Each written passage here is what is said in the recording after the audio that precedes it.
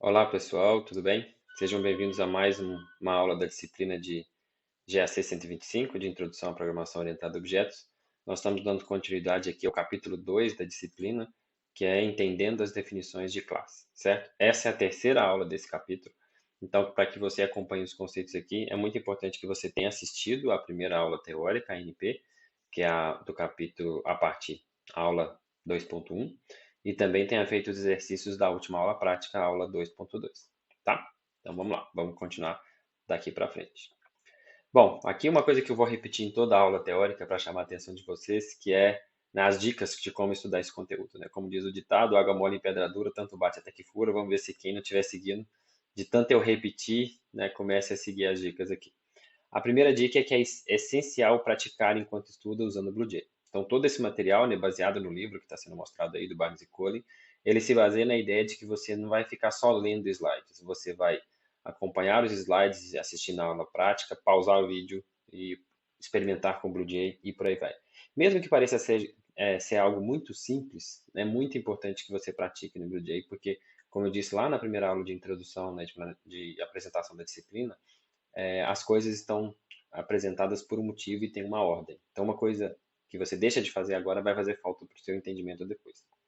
Além disso, ajuda muito se depois que você estudar a videoaula, né, fizer o que está sendo proposto, você ler o capítulo do livro, né, a parte correspondente ao que está sendo passado aqui nos slides, tá? Isso é fundamental para que você reforce, né, o entendimento, já que no livro tem mais detalhes.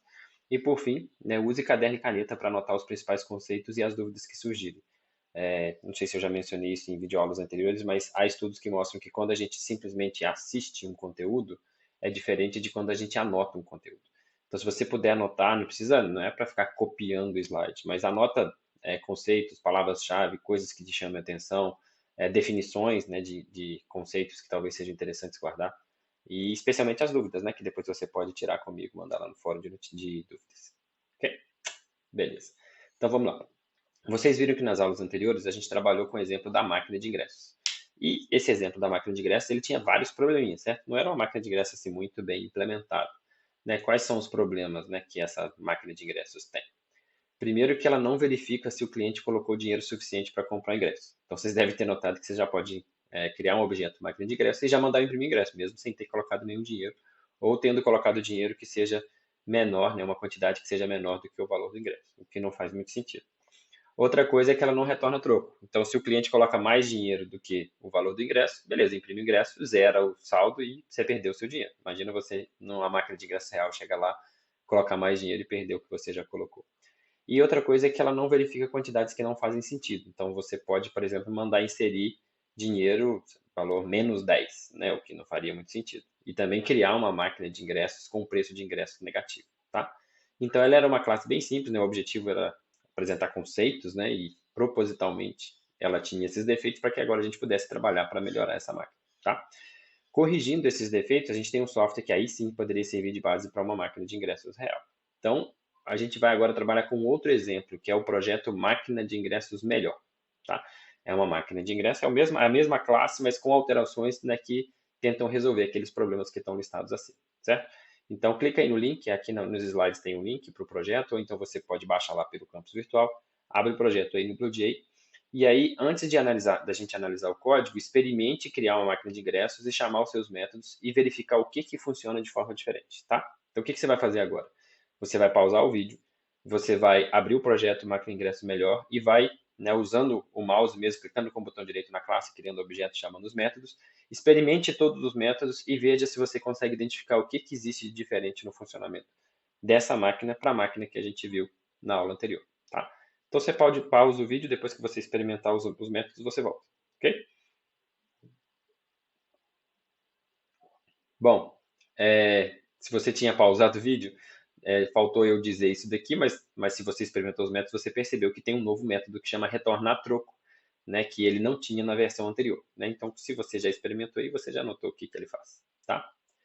Bom, o que você vai fazer agora? Né, a gente vai falar um pouquinho sobre o comando condicional, e aí antes disso você vai dar uma olhada no código da classe máquina ingresso, certo? Então você abre aí o código da máquina ingresso, clica duas vezes no nome da classe aí no diagrama, naquela caixinha, dá uma olhada no código e tenta identificar o que tem de diferente para a máquina de ingressos anterior, tá? Mais uma vez, pausa e volta daqui a pouquinho. Bom, o que você notou de diferente aí no código, né? Repare que o nome da classe, os atributos, o construtor e os métodos de acesso são os mesmos da versão anterior. Então, eu vou abrir o código aqui também, da máquina de ingresso. E a gente pode ver aqui, ó, são os mesmos atributos da versão anterior, preço, saldo e total. O construtor também continua o mesmo, ele recebe o preço do ingresso, né, guarda essa informação, inicializa o saldo total com zero.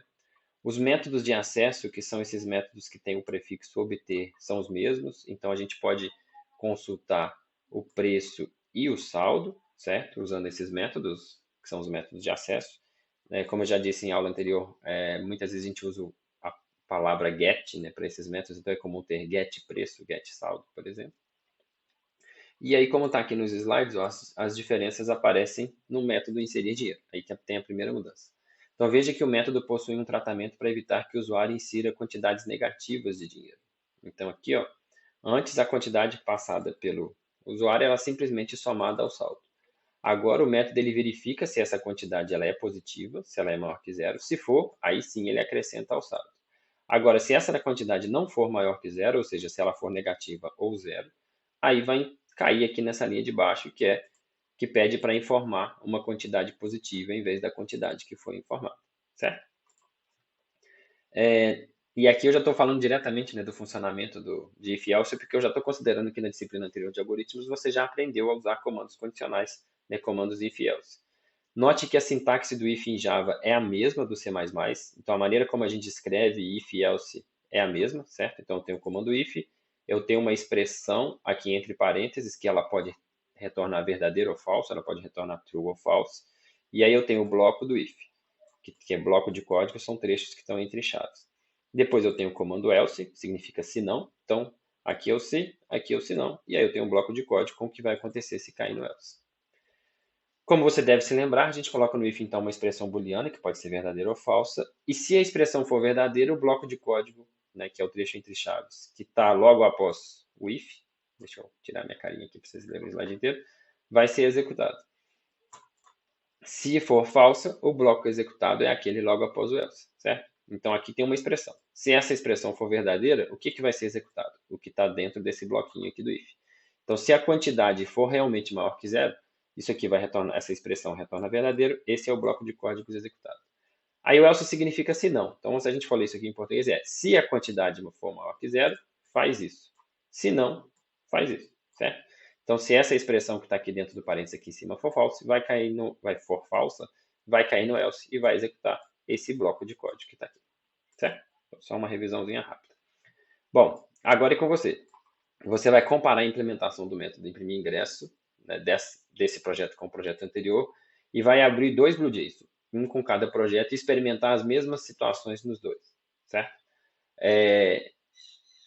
Então, aqui é sobre o imprimir ingresso, que é o próximo método que a gente, né, que eu não passei por ele aqui ainda. Então, você experimenta primeiro, antes de avaliar o código em detalhes, e executa situações semelhantes, né, e verifica que tem bastante coisinha diferente, inclusive a forma como o total e o saldo são atualizados. Depois você vai tentar remover o bloco else do método imprimir ingresso, ver se isso é possível, e verificar qual seria o efeito para o usuário, se ele tentar imprimir o ingresso sem quantidade suficiente de dinheiro. E, por fim, avaliar a implementação do método retorno a troco, certo? Então, coloque mais dinheiro que o necessário, imprima o ingresso e chame o método retorno a troco, e também chame o método quando não tem dinheiro, saldo de dinheiro disponível, ok? Então, pausa o vídeo, faz esse exercício e volta já.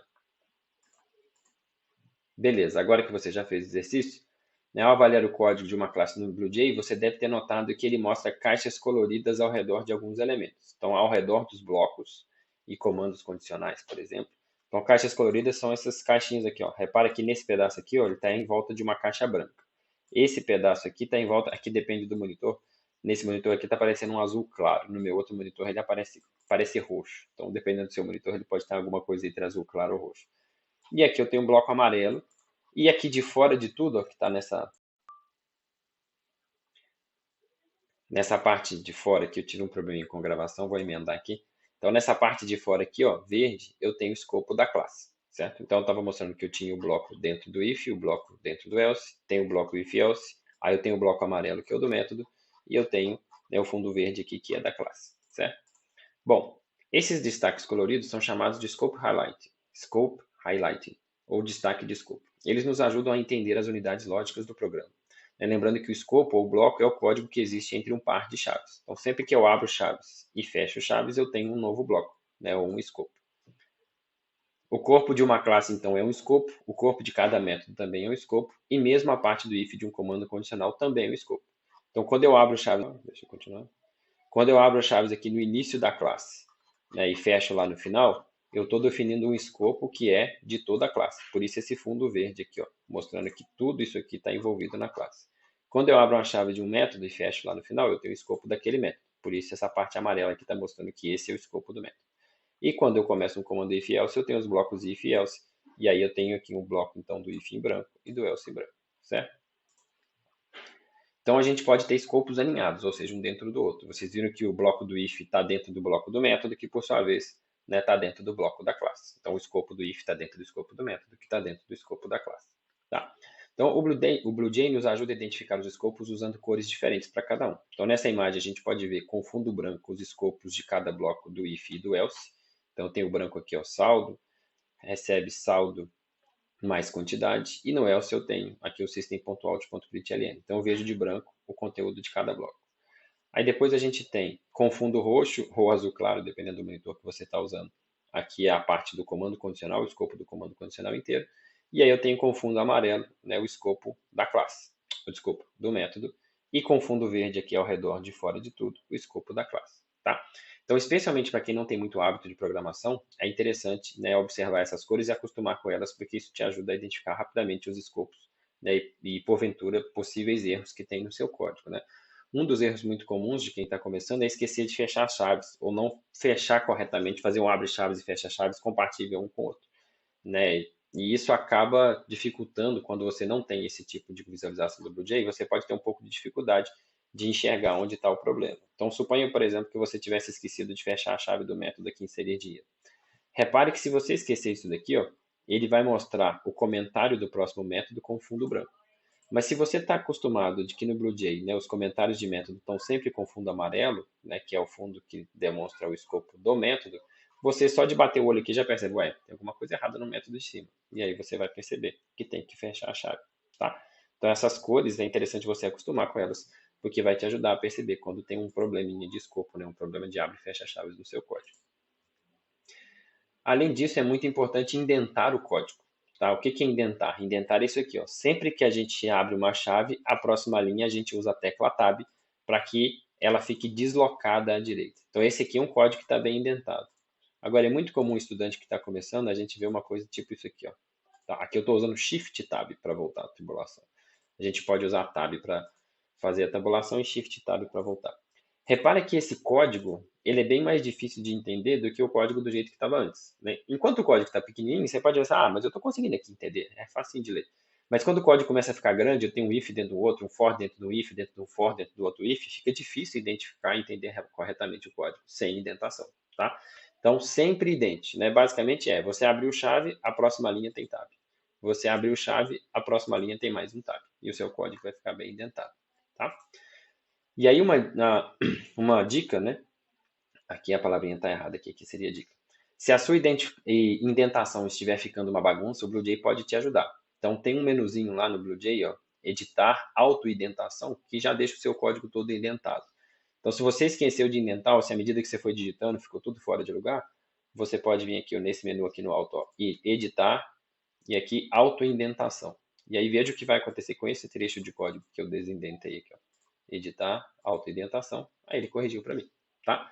Então, não tem desculpa para fazer o código sem indentação, aí, já que o próprio BlueJay pode fazer isso automaticamente para você. Você pode usar ainda com o atalho Ctrl Shift I. Ok? Beleza, agora é com você. Você vai fazer esses exercícios. Primeiro, experimentar remover uma chave do código da classe máquina ingresso e repare o que é alterado nas cores de fundo. Então, eu acabei já mostrando isso para vocês, mas tire outras chaves para vocês verem a diferença, chaves que não sejam só do método. Experimente também inserir uma chave onde ela não seria esperada. Depois, escreva um trecho de código em Java que compara o valor das variáveis preço e estimativa. Se o preço for maior que a estimativa, exiba a mensagem muito caro. Se o preço estiver abaixo da estimativa, bora comprar que está barato. Se o preço for igual à estimativa, você acertou, a sua estimativa está igual ao preço, então exiba a mensagem na música. E o outro exercício, leia o anexo D.2 do livro do Barnes e Collin, o livro da disciplina, para saber mais sobre os comandos condicionais da linguagem Java. Então tem mais detalhes lá sobre o comando if, tá? E também o comando switch, né, que tem uma sintaxe parecida com o C++.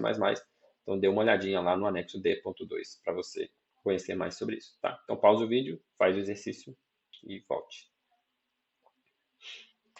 Bom, agora que você fez o exercício, vamos entrar no próximo conceito, que são variáveis locais. Então, até agora nós usamos dois tipos de variáveis. Vocês conhecem, né? A gente viu aqui na disciplina os atributos, que também são chamados de variáveis de instância ou variáveis de objeto, e os parâmetros. E a gente agora vai conhecer um terceiro tipo. E o que esses três tipos têm em comum é que todos eles servem para armazenar dados, mas cada um com um objetivo diferente. Então, por isso que todos são chamados de variáveis. Tá? A gente pode dizer que atributo é uma variável, que o parâmetro é uma variável, e esse terceiro tipo que a gente vai conhecer agora também é uma variável. E a gente usa esse nome para representar qualquer coisa que permita armazenar dados no computador. Tá? Mas eles têm objetivos bem diferentes. Então, atributo serve para alguma coisa, parâmetro serve para outra, e esse terceiro tipo serve para outra. Então. Para a gente ver esse terceiro tipo, repare o código do método retorna a troco que existe nesse novo projeto. Olha o que ele tem. Ele tem uma linha de declaração, aqui ó, essa int troco. Toda vez em Java que a gente tem tipo, espaço, um nome, a gente está declarando uma variável com esse nome desse tipo. E depois a gente tem três linhas de comando, certo? Então ela possui três comandos e uma declaração, que é o da variável troco. Como que a gente pode saber que a variável troco não é um atributo? Pensa aí um pouquinho. Só de bater o olho nesse código aqui, a gente já pode afirmar que não é um atributo. Por quê? Repara que atributo é declarado no escopo da classe, fora de qualquer método. Então, aqui na nossa classe máquina de ingressos, ela tem três atributos: preço, saldo e total. Esses atributos estão declarados no escopo da classe aqui, ó, no abre-chaves da classe, fora de qualquer método. Já essa variável troco está sendo declarada dentro do método retornar troco. Então, se eu for no método lá embaixo, ó, ela está sendo declarada dentro do escopo amarelinho aqui, que é o do método. Então, toda vez que eu tenho uma variável declarada dentro de um método, ela não pode ser um atributo, porque atributo é declarado no escopo da classe. E como é que você pode saber que ela não é um parâmetro, só de olhar o código? Porque parâmetro é declarado aqui dentro dos parênteses, certo? Então, por exemplo, aqui, ó, o método inserir dinheiro tem um parâmetro quantidade. Ele é declarado aqui dentro dos parênteses. Então, essa variável não está declarada no escopo da classe e nem está declarada aqui, né, nos parênteses, na assinatura do método. Então, ela não é nem atributo, nem parâmetro. Né? O que é essa variável, então? Ela é chamada de uma variável local. Tá? E por que esse nome local? Porque ela tem um escopo que é local, ali, localizado dentro do método. Ela não é um escopo geral da classe, certo? Então, o nome local vem daí, tá? Então, variável local é qualquer variável que é declarada em qualquer lugar dentro do corpo do método. Variáveis locais são declaradas como os atributos, mas sem os modificadores public e private, tá? Então, repara que aqui em cima, quando a gente declara os atributos, ó, a gente tem o modificador private, porque todos os atributos têm que ser privados, né? A gente vai ver isso em mais detalhes lá mais para frente, mas todos têm que ser. Aí eu tenho o tipo e depois o nome. Então, a variável local parece com esse tipo de declaração, com exceção de que não tem o private. Então, é igual só daqui para frente. A gente tem o tipo e tem o nome, tá? E a principal diferença de atributo, né, e variável local, né, e os parâmetros é o tempo de vida, tá? Variáveis locais existem somente durante a execução do método, tá? Igual parâmetro, na verdade, né? Então a diferença é só para o atributo. Repara que o atributo, né, a partir do momento que eu crio um objeto máquina de ingressos, já existe espaço na memória para guardar o preço, o saldo e o total daquela máquina de ingressos. Então, se eu venho aqui no BlueJay, crio uma máquina de ingressos que vende ingressos a R$10, e vou aqui no inspecionar, ó, já existe na memória espaço para guardar o preço, o saldo e o total. Enquanto esse objeto aqui estiver na memória, essas informações dos atributos vão estar guardadas lá na memória, certo? Eu posso chamar métodos desse objeto ou não, eu posso deixar o objeto aqui chamar método só daqui meia hora, as informações vão estar lá. Elas só vão deixar de estar lá na hora que eu destruir o objeto, na hora que eu remover o objeto, aí não tem aquelas informações na memória mais. Agora, isso é muito diferente dessa variável troco, porque é o seguinte, ó, se eu criei uma máquina e eu não chamei o método troco, retornar troco, aquela variável troco não existe. Ela ainda não existe. E se eu chamar agora, então vou inserir dinheiro aqui, vou imprimir o ingresso, beleza, e agora eu vou solicitar o troco. Se eu chamar o troco agora, o método retornar troco, aí sim aquela variável int troco vai ser declarada, vai existir na memória, e vai me retornar esse valor 500, ó, porque o troco guarda o saldo que existia antes, né, de chamar o método, aí o saldo é zerado e o troco é retornado. Então essa informação 500 aqui é o que estava guardado nessa variável local troco. Mas agora ela já não existe mais, tá? Por quê? Porque ela só existiu enquanto o método retornar troco foi executado. Então, na hora que esse método foi executado, essas linhas foram executadas, essa variável local troco existia. Acabou o método, cheguei no return, acabou, ela não existe mais. Então, essa informação foi retornada, uma cópia dela foi retornada, e o BlueJay mostra para a gente aqui nessa janelinha, mas a variável troco não existe mais, certo? Então, a grande diferença de atributo para a variável local é que atributo existe durante todo o tempo de vida do objeto, então, enquanto o objeto existir, os atributos existem, já as variáveis locais só existem enquanto o método é chamado. Isso é igual aos parâmetros. Os parâmetros também só existem enquanto o método é chamado. Aí, no caso, método ou construtor, eu posso declarar variáveis locais em construtores também.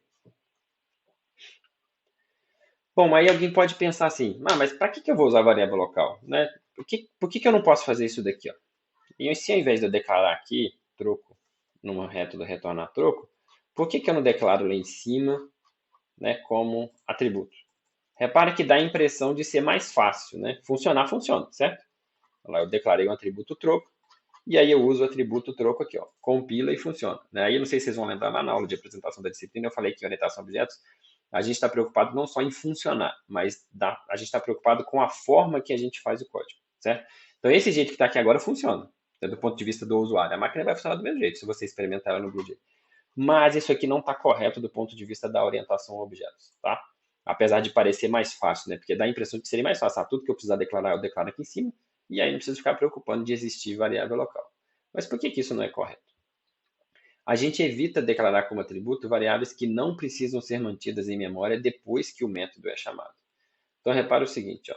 Do jeito que ficou aqui agora, eu vou repetir a mesma operação. Criar uma máquina de ingresso a R$10, inserir R$15, mandar imprimir o ingresso, apareceu aqui no terminal, e agora eu vou retornar o troco, certo? Ela retornou o troco de 500. Repara que se eu for no inspecionar, agora o troco existe aqui, ó, e ele tem o valor 500, certo? Mas repara que esse troco não faz nenhum sentido mais, porque depois que eu já devolvi o troco de 500, para que eu vou manter essa informação? Tá? Porque se eu chamar o retornar troco de novo agora, não vai ser 500. Né? Imagina que eu chamar o retornar troco agora, eu nem pus dinheiro, né? Então vai retornar zero. Tem zero de troco. Aí agora ele virou zero. Então essa informação que ficou aqui, ó, que é o último troco que foi dado, né, para esse exemplo aqui, não agrega nada, não faz sentido. Então não tem por que a gente ficar gastando memória do computador para guardar uma informação desnecessária. Esse é o ponto. Tá? Um dos pontos, né? Um dos pontos principais. Se você declarar todas as variáveis locais como atributos, você vai manter essas informações em memória o tempo todo enquanto o objeto está criado. E essa informação é inútil, ela não serve para nada, porque em nenhum momento você vai usar essa informação. Quando você precisar dela, ela vai ser, né, atualizada de novo. Então, para que manter ela em memória? E a gente gastaria muito mais memória se a gente colocasse as variáveis locais como atributos. Tá?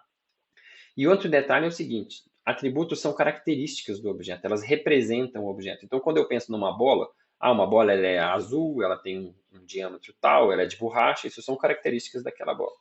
Agora, uma informação temporária que eu usei para manipular a bola, não faz sentido eu ficar guardando. Mesmo caso a nossa máquina. A nossa máquina ela tem um preço de ingresso, ela tem um saldo, que é o quanto dinheiro o usuário colocou agora antes de pedir o próximo ingresso, ela tem o total. O último troco dado não é uma característica essencial dessa máquina. Tá? Então, a gente também evita por causa disso. Então, basicamente, variáveis locais são apenas informações temporárias usadas para fazer algo durante a execução de um método. Se eu não preciso mais dessa informação depois do método, eu não preciso guardar essa informação. Tá? Então, se algo só precisa existir durante a execução do método, declará-lo como atributo desperdiçaria a memória e feriria os conceitos de orientação a objetos. Então, a gente usa, outro detalhe importante, que esse aqui, gente, é uma dica importante, que é muito comum isso acontecer para quem está começando a programar. Às vezes você vai implementar um método e aí você vê que esse método precisa de uma variável local. Será? Vou chutar aqui, não é o caso da máquina de ingresso, mas vamos supor que você tem uma variável soma naquele método. Aí você vai fazer um outro método na mesma classe e você repara que você precisa de uma variável local também para fazer uma soma. E aí você olha para aqueles dois métodos, os dois métodos com duas variáveis de mesmo nome, soma, aí a gente pensa assim, mas para que eu vou repetir isso? Eu vou declarar lá em cima como atributo, um atributo soma, porque aí eu uso esse mesmo atributo nos dois métodos. Mas repara que essa economia ela fere o conceito, porque aquela soma não precisa existir depois que o método é executado. Então, é correto sim você declarar duas variáveis soma com o mesmo nome nos dois métodos, porque essa informação não tem que existir depois que o método é chamado. Então, não faz sentido reaproveitar a mesma declaração como atributo, certo? Então, não devemos usar atributos para valores que não precisam existir depois da chamada do método, tá? E é a mesma coisa aqui no caso do troco. Quando eu termino o troco, eu termino o método de me retornar troco, eu não preciso mais, né, da informação do troco. Então, deixa eu voltar aqui, senão eu vou acabar esquecendo. E vai ficar errado o meu código aqui. Vou voltar o meu troco para ser uma variável local. Só lembrando, gente, que aqui está uma declaração em uma linha e a atribuição na próxima. Eu poderia fazer tudo na mesma linha sem problema. Tá? Eu poderia já declarar a variável local troco e ela receber o saldo, ao invés de fazer em duas linhas. Então, seria a mesma coisa, que não faria diferença. Um cuidado que a gente tem que ter é o seguinte: se a gente declarar uma variável local com o mesmo nome de um atributo, a gente não consegue acessar o atributo. Então, suponha que aqui eu tivesse declarado uma variável total. Imagina que eu tivesse chamado... aqui não faz muito sentido no troco, mas é só para explicar para vocês. Se eu declarar uma variável aqui chamada total, que recebe um valor, certo? Para fazer alguma coisa, daqui para frente, toda vez que eu acessar total, né, quiser, sei lá, fazer uma conta aqui, int soma igual a total mais, sei lá, 20. Né? Contas que não fazem sentido, só para mostrar o exemplo. Repara que esse total aqui, ó, não é o atributo da classe, certo? Esse total é a variável local total. Isso por quê? Porque o compilador ele sempre usa o escopo mais próximo.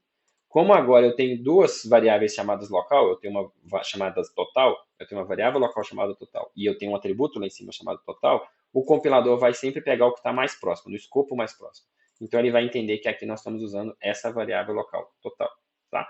Então evite essa confusão, evite declarar variáveis locais com o mesmo nome dos atributos. Né? Mais para frente a gente vai ver que tem um caso muito específico que a gente acaba declarando parâmetros com o mesmo nome dos atributos, e aí tem um jeito de tirar de você dizer para o compilador que não, eu quero acessar o atributo total e não, né, a variável local ou o parâmetro total, mas por enquanto não precisa preocupar com isso. Por enquanto nós vamos fazer o seguinte: declarou atributos lá em cima, vamos evitar declarar aqui embaixo variáveis locais ou parâmetros que tenham o mesmo nome dos atributos, porque senão você não vai conseguir acessá-los.